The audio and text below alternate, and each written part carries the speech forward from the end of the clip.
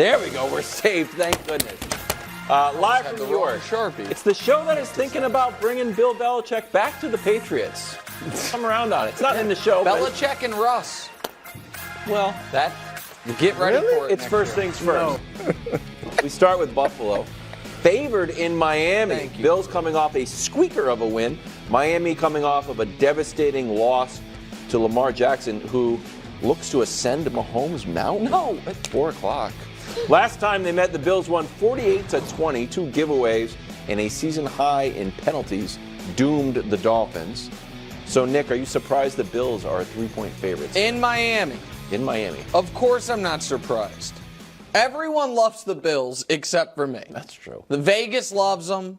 The NFL media really loves them. Really, we were getting legitimate segments on prior to week 17. Could Josh Allen be the league's MVP? Oh, yeah. We were. The betting public loves him. Mm-hmm. And the Bills are covered the way I would imagine sometimes teams were talked about in the NBA during the tape-delayed era when you just couldn't watch the games. And it's like, well, I assume the 82 Lakers are awesome, but you don't have access to see it unless you were there. I've watched the Bills, and I assume most people have, the last 2 weeks. Has anyone been impressed?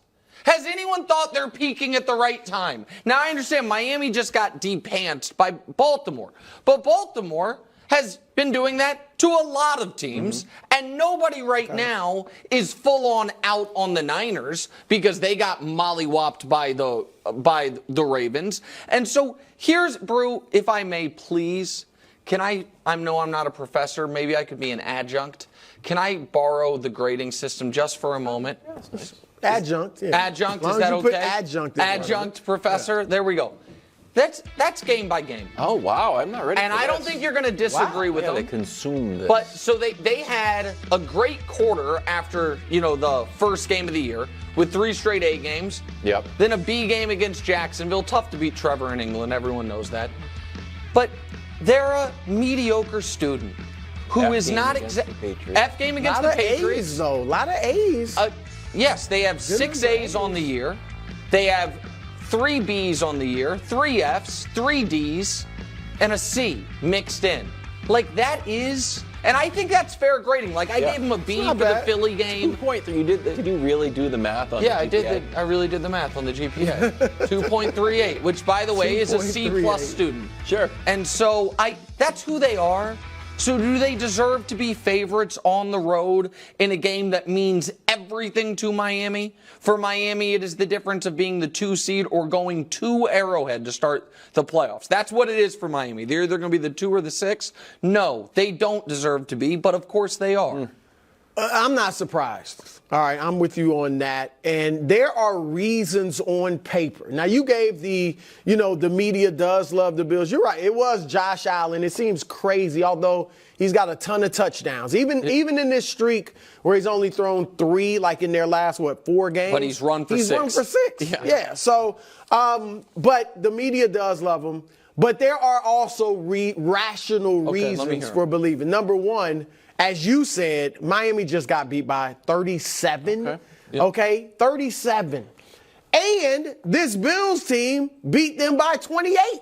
Beat Miami by 28. The Bills have won. I get it. The last 2 haven't looked good, but they've won 4 straight games. Sure. All right? They are more desperate than Miami. I know Miami, like you said, they need it. Bills are fighting for their playoff life.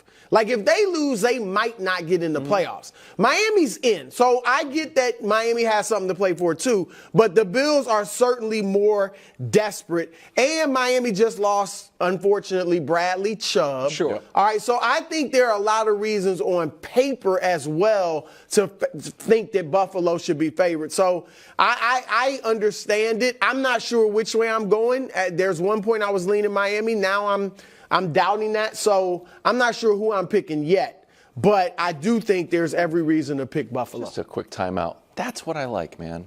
That's what I'm about. What's that? Do I not give that to you every segment? What? Go I'm ahead. not going to say it. What? That you don't know, that you have to look at all the data. That's I like what I'm that. doing I know, tonight but after the Eye Couple. I'm breaking down all 22. When's that? 7 to 10 Eastern. So about Fox 10:30. Oh, Sports Radio. same About as 10:30. 2024 is 2023. They didn't change the time. So, bro, I'll Nah, give you an argument on both sides. Well, that'll be good. An argument for the Bills. Well, I'm the neutral party. Oh, I'm okay, trying to sorry. convince Go it. ahead. One, Tua, really good quarterback against everybody except the Bills. He's 1-5 against the Bills. Wow. Completion percentage down against everybody else. Yards are only at 200. He's at 250 against everybody else. 5 touchdowns, 5 interceptions, and his passer rating way down. So that's the pro-Bills argument. I'll give you the anti-Bills argument. What's up with Stephon Diggs? Yeah. What's going on with this guy?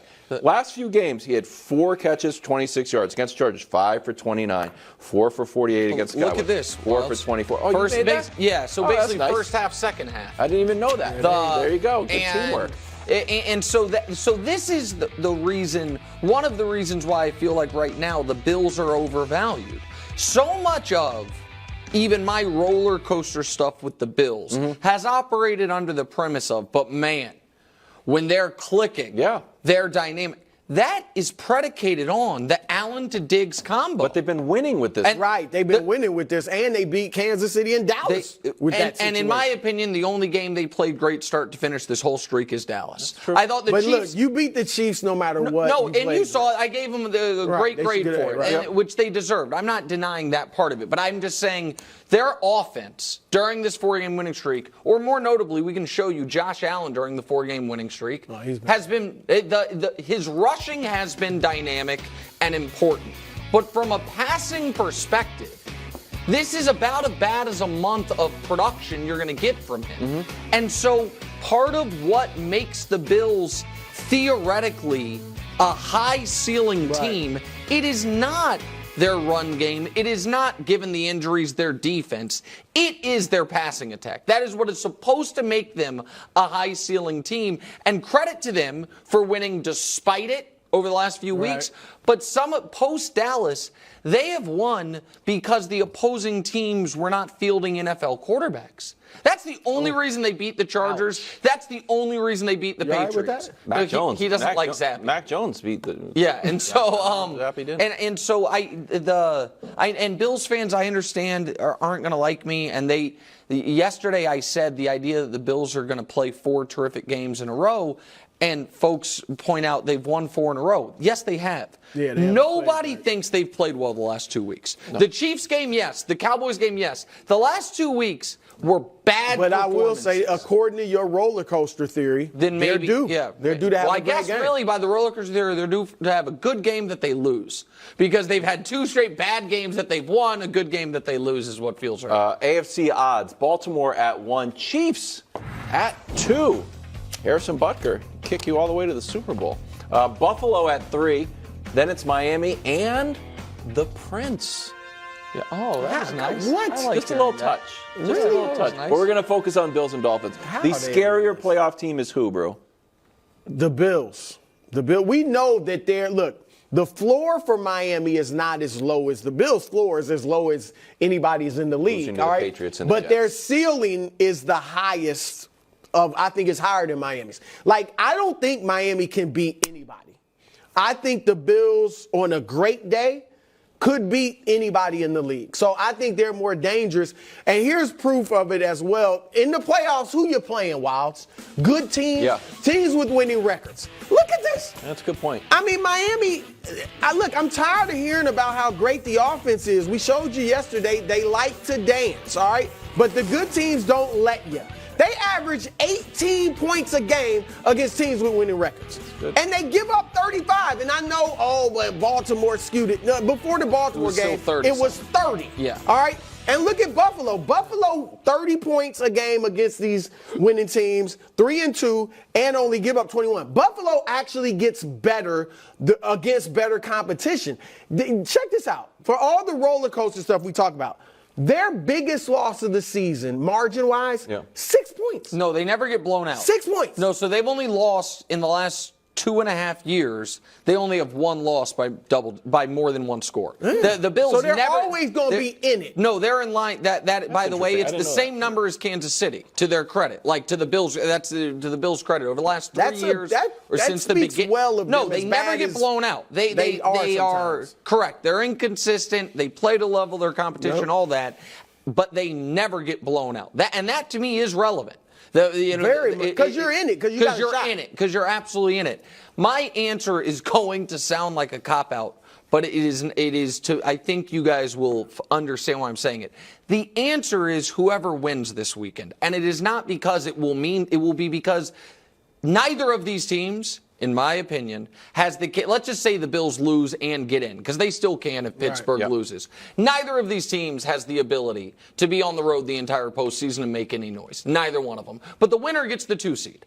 So the winner of this game gets, you know what I mean, the 7 seed in round 1, and then hosts Kansas City in round 2. And so I think I disagree with you about Miami's ceiling. I think Miami's ceiling higher is than Buffalo's? Yes, but I just think they have a far harder time reaching it, and they need better circumstances to reach it. And you're right about how they've done against the best teams, but either of the loser of this game, in Buffalo's case, might be literally eliminated from the playoffs.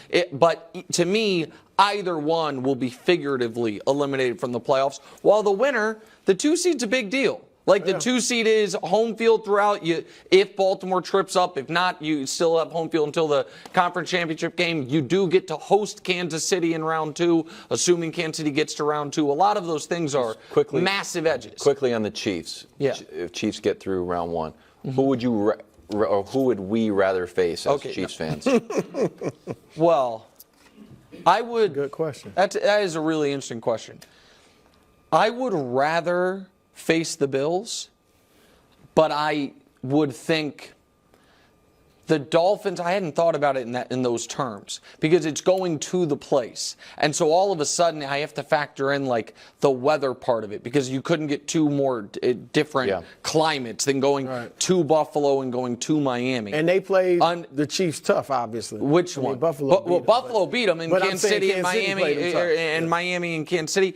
I personally would rather play Buffalo, because I am a believer of it is. I think Miami is a good team, and I think it is hard to beat a good team twice in one season. They've already beaten Miami. With that said, the caveat there, and I apologize for this slight cop-out, I want to see how Miami looks defensively this weekend post these injuries. Because it's possible that Miami's defense is just unfortunately cooked because of the injuries. All right, finally, here's the playoff scenarios. The Bills are in if they win, pretty easy, or if the Steelers lose, or the Prince loses, which is a pretty good chance. If they so, we should bet that. Well, it's $4, like you're double your unit size. $2. They'll miss the playoffs if they lose, and the Steelers win, and the Prince win. So, Brew, the Bills missing the playoff would be what? Get ready. I'm ready. I hate to do this. Is it a pun? No, it's more than one word. Oh, he's gonna fire Sean McDermott's last game as Bills coach. Yeah, I knew he was gonna fire. And it just should be. I'm sorry. Look, I think Sean McDermott is a very good coach. I think what he's done in Buffalo is really good. But sometimes you need a new voice. When you put up a Super Bowl banner and you are definitely S-Bob and you don't even make the playoffs. That's a good point. And it is the culture. Like, it's just, Mark Jackson was a good coach.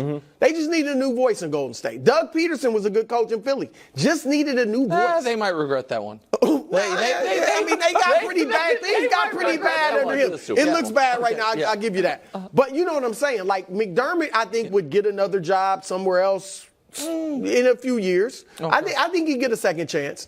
Not right away, but absolutely, I think who you put in there? I know you want Belichick in there. Let's take that. I'll give you, well, if you take Belichick out, because I get it, I don't know that New England would trade him within the division. Give me Harbaugh. Like the quarterback whisperer, right? Supposedly. Oh, that's interesting. You got a quarterback there, and he was great in San Francisco. He was absolutely great. And he's also the candle burns hot for a relatively short period of time. But he was great in San Francisco. The Bills missing the playoffs would be the best thing for them. Wow, what a take. What? I do not believe it's not like they can rebuild right away. No. I do not believe this team is capable of making the Super Bowl. Okay? I do not believe they are capable of reaching what was supposed to be their full potential this year. And I do not believe they are capable of doing it under this regime. And if they win this game and make the playoffs as the 2 seed, they will make no changes. And they need to make changes because here is the uncomfortable truth. And people can say I'm unfair. It is reality. Josh Allen, for the 3rd straight year under this head coach, has underachieved his talent. As a passer. This is Josh Allen's. That's a compliment, actually. It is a compliment. So you're basically with me. Yes. You don't think they do it if they make the playoffs. No, exactly right. And so I understand everybody throws out the total touchdowns thing, and that is valuable. Here's my hot take. I think Josh Allen would be as effective of a runner as he is under literally any coach in the league. I don't think it's coaching that makes him a great runner. I think he is as physically imposing of a quarterback as we've had other than Cam Newton. It's the passing numbers. And the other thing that will shock people is since 2020, his breakout year, here's where he is ranked in quarterback rating. In 2021, he ranked 20th. In 2022, he ranked 8th. This year, he ranked 16th. Does anybody think Josh Allen doesn't have the talent of a consistent top 8 passer? Yeah, that's a good point. And so I think they need an offensive-minded head coach that can connect with their quarterback and do the mind meld that basically every other successful quarterback has. Not all of them, but almost all of them. And so because I think their playoff lives are short-lived no matter what, if they were to get in, then ripping the Band-Aid off and being like, we need a fundamental change to get the most out of our quarterback consistently, not just momentarily. I think it would be good for them. They just, look, I agree with a lot of what you said. They just should not be like, oh, we made the playoffs again. We'll keep the current coaching staff. No. If you, look, you might even get, if they get to the conference championship, I don't know that you fire McDermott, but I'm not thinking if we make the playoffs, coach is safe. They should not be thinking. But if they win should not be thinking. I agree with you, but think about it like this. If they win this game, they're the 2 seed. And then in round 1, they're hosting whoever the 7 seed ends up. The winner of Indy-Houston would be the 7 seed in that scenario, unless Jacksonville falls apart. No, but let's say they win it, and then Patrick Mahomes comes to town in the 3-2 matchup and beats the Bills. Are the Bills going to make significant changes because of that? No, and I think they should. They should.